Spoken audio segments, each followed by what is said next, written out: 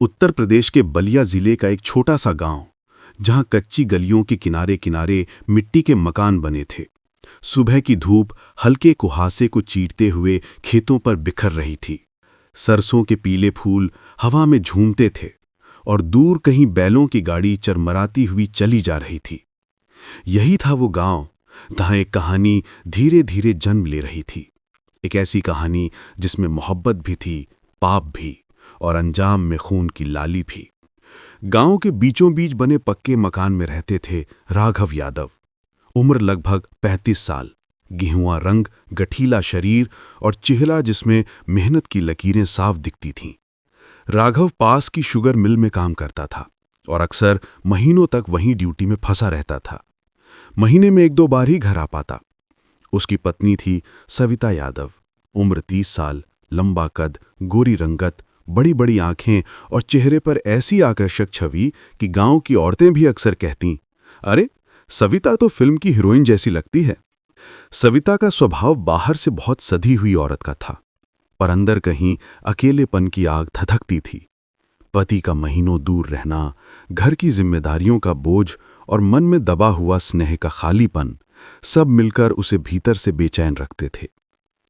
उसी घर में अक्सर आया जाया करता था राघव का भतीजा अरुण यादव।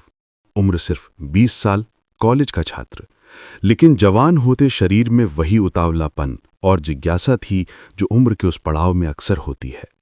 अरुण दुबला पतला मगर लंबा था। चेहरे पर मासूमियत और आंखों में कुछ ज्यादा ही चमक रहती थी। शुरुआत में अरुण चाची के पास बस छोटे मोटे कामों के लिए आता, कभी बाजार से सब्जी लाने, कभी गाय के लिए चारा काटने, तो कभी बच्चों को पढ़ाने। लेकिन धीरे धीरे उसका झुकाव चाची की ओर बढ़ने लगा। सविता की साड़ी की खुशबू, उसके चेहरे की चमक और उसकी हंसी अरुण के दिल पर गहरी छाप छोड़ने लगी। सविता भी समझती थी कि अरुण की नजरें कब से बदल गई हैं।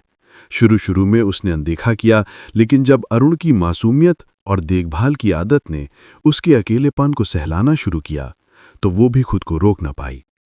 एक दिन की बात है, राघव शुगर मिल चला गया था। शाम के वक्त सविता आंगन में तुलसी को पानी दे रही थी और अरुण वहीं पास में चारपाई पर बैठा किताब पढ़ रहा था। हवा में हल्की ठंडक थी। अचानक सविता ने देखा कि अरुण लगातार उसे ही देख रहा है। नजरें मिलीं तो दोनों ने पल भर में ही झुका लीं, लेकिन उस नजर में जो चाहत थी उसने सब कह दिया। उस दिन के बाद उनके बीच चुपचाप बातें शुरू हुईं। कभी कुएं से पानी भरते वक्त, कभी गेहूं सुखाते वक्त और कभी शाम को बकरी बांधते वक्त। दोनों की आंखें मिलतीं और दिल की धड़कनें तेज हो जातीं। लेकिन गांव छोटा था और लोगों की जबान लंबी, इसलिए अरुण और सविता ने तय किया कि वो गांव से बाहर खेतों की मेड़ के पार बनी पुरानी झोपड़ी में मिला करेंगे। वो झोपड़ी बांस और फूस की बनी थी, बरसों से खाली पड़ी थी। दिन में वहां कोई नहीं जाता और शाम ढलने के बाद गांव के लोग जल्दी जल्दी अपने घरों में बंद हो जाते। पहली बार जब अरुण और सविता उस झोपड़ी में मिले तो दोनों के दिल तेज धड़क रहे थे। अरुण ने नीली जीन्स और सफेद शर्ट पहन रखी थी, बाल हल्के बिखरे हुए। सविता हरे रंग की साड़ी में थी, आंखों में हल्का काजल और होठों पर थरथराहट। अरुण धीरे से बोला, चाची, अगर किसी को पता चला तो? सविता ने कांपती आवाज में कहा, किसी को पता नहीं चलेगा अरुण, लेकिन तुम वादा करो, मुझे कभी अकेला मत छोड़ना। वो शाम उनकी जिंदगी की नई शुरुआत थी।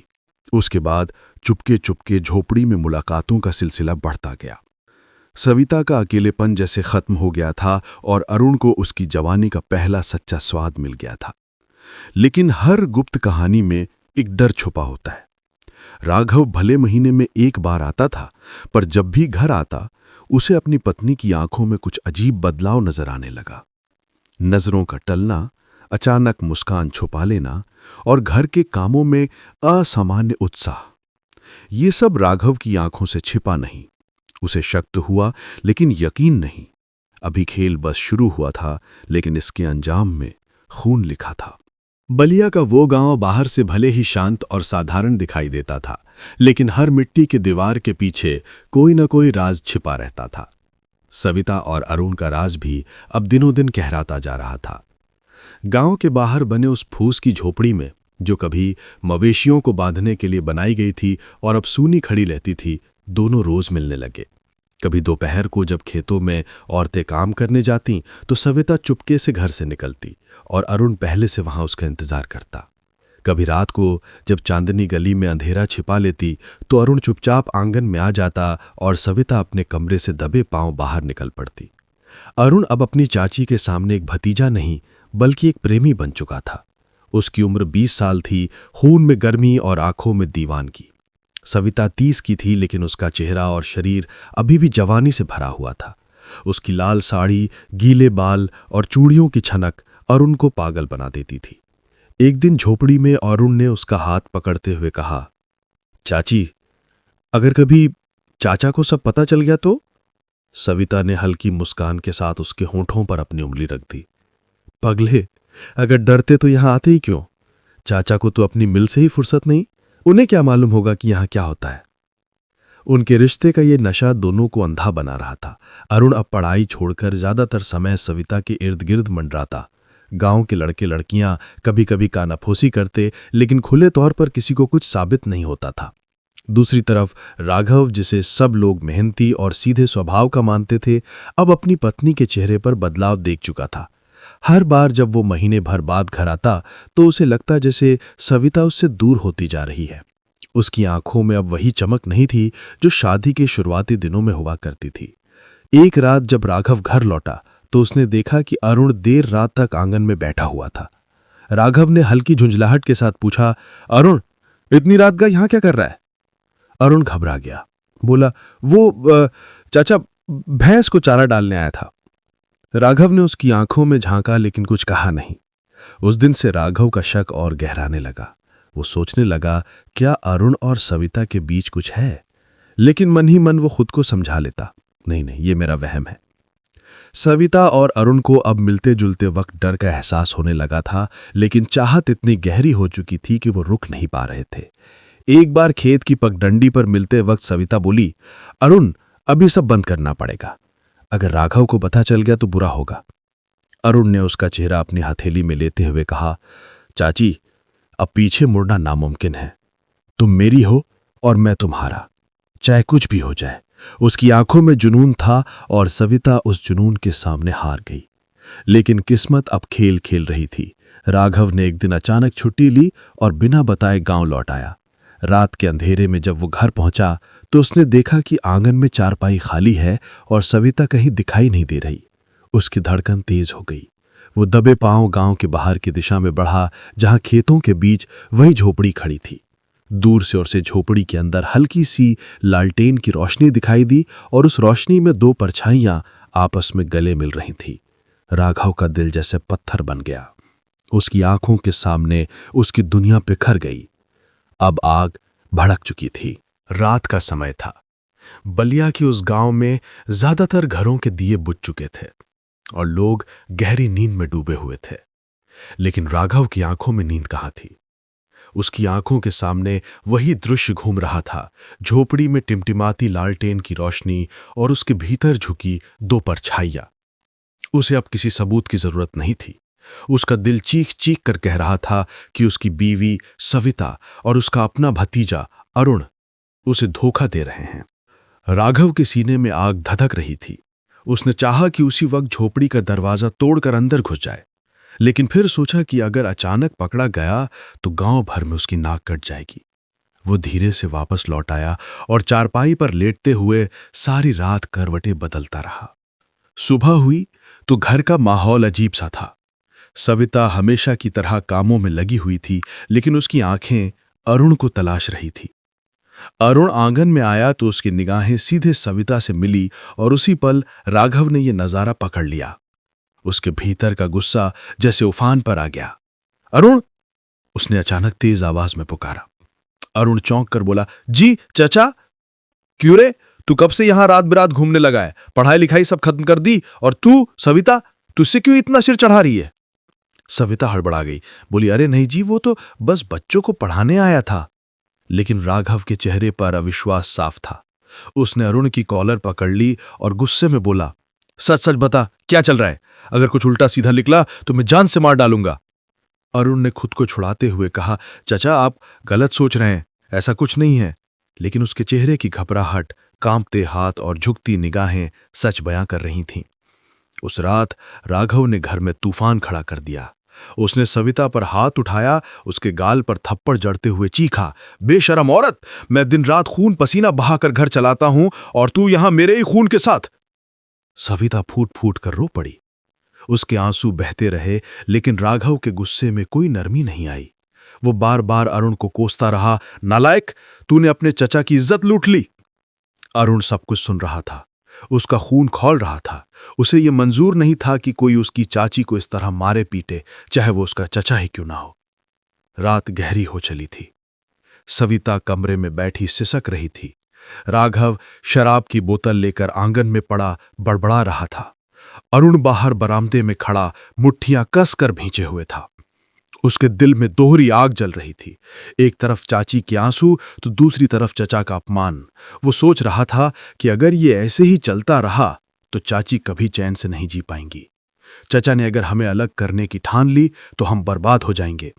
धीरे धीरे उस गुस्से ने खतरनाक रूप ले लिया। उसके मन में एक ही ख्याल गूंजने लगा कि चचा अब हमारे राह का कांटा बन चुका है और कांटे को रास्ते से हटाना ही पड़ेगा।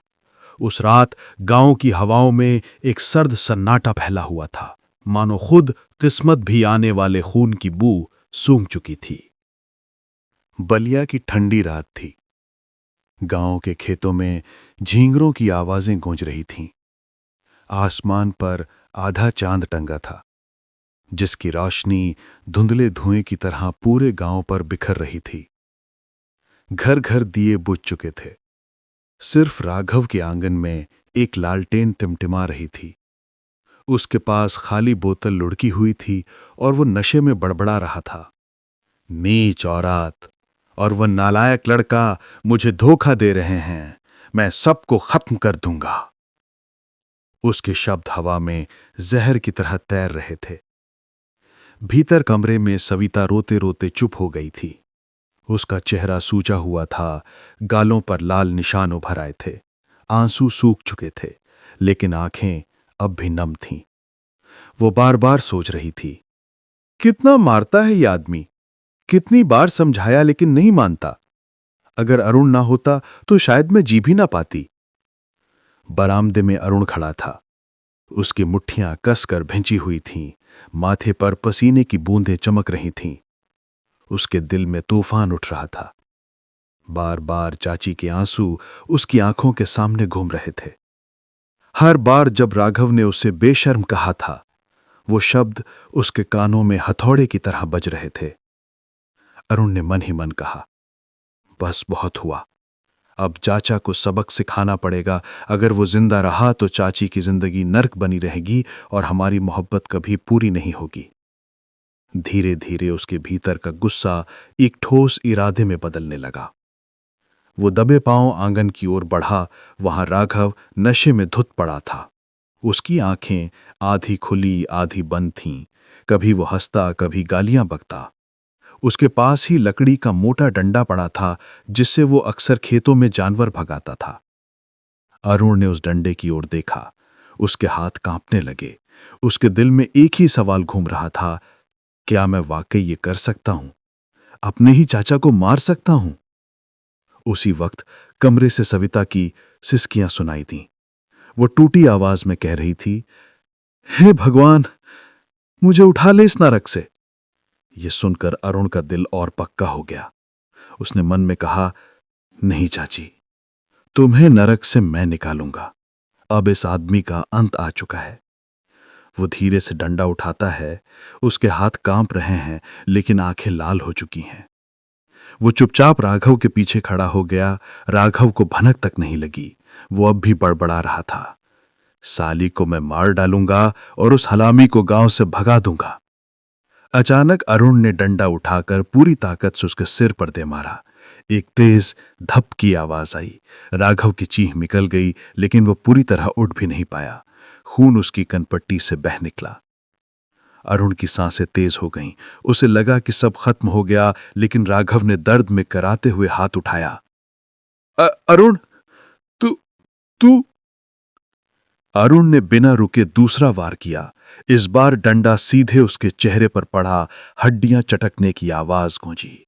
राघव की चीख दब गई, उसकी सांसें हाँफ रही थीं। सविता कमरे से भागकर बाहर आई। उसने देखा तो उसकी आंखें डर से चौड़ी हो गईं। अरुण, ये तू क्या कर रहा है? अरुण की आंखों में खून उतर चुका था। उसने दांत भींचकर कहा, चाची, अब ये और नहीं जिएगा। तुम्हें रोज रोज पीटने वाला, हम दोनों को अलग करने वाला, आज इसे सबक मिलेगा। उसने डंडे से लगातार वार करना शुरू कर दिया। हर वार के साथ खून चारों ओर छिटक रहा था। जमीन लाल हो चुकी थी। राघव अब हिल भी नहीं पा रहा था। उसकी आंखें खुली रह गईं, लेकिन उनमें जीवन की आखिरी चमक बुझ रही थी। सविता कांपती हुई खड़ी थी। उसके दिल में डर और राहत दोनों मिलकर अजीब सा तूफान मचा रहे थे। हे भगवान, ये क्या हो गया? कुछ ही मिनटों में सब शांत हो गया। सिर्फ लालटेन की टिमटिमाती रोशनी और जमीन पर फैला खून गवाही दे रहे थे कि यहां एक इंसान की जिंदगी खत्म कर दी गई है। अरुण ने डंडा फेंक दिया और गहरी सांस लेते हुए चाची की ओर देखा। अब कोई तुम्हें हाथ नहीं लगाएगा चाची, अब हम आजाद हैं। सविता के चेहरे पर आंसू बह रहे थे। वो अरुण की बाहों में गिर पड़ी। उसका दिल कांप रहा था, लेकिन कहीं न कहीं उसके भीतर एक गुप्त सुकून भी था कि अब वो आदमी जिसने उसकी जिंदगी को नर्क बना दिया था, हमेशा के लिए खत्म हो चुका है। लेकिन उन्हें अंदाजा नहीं था कि ये खून, ये राज, ये रिश्ता गांव की हवा में धीरे धीरे जहर की तरह फैल जाएगा। उस रात बलिया के आसमान ने एक खामोश गवाह की तरह देखा कैसे मोहब्बत और गुस्से ने मिलकर एक खून की इबारत लिख दी थी।